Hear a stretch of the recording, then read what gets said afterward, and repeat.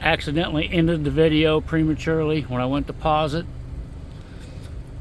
So this will be a two-part series here. I've got it wet sanded. I'm gonna let it sit up a little bit longer before I put my hands on it. Make sure it's smooth. Back in a minute.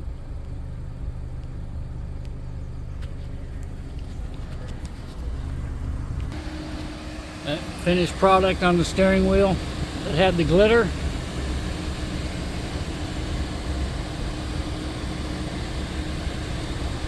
Looks brand new. Yes, sir. Looks really good. And for the wheel with the chips and scratches, it's not perfect, but it's better. As you can see, that big chip, the compound shrinks up. I might have to come back after it's cured for a couple days and do another coat. But for now, that's what we got. Catch you on the next one. Later.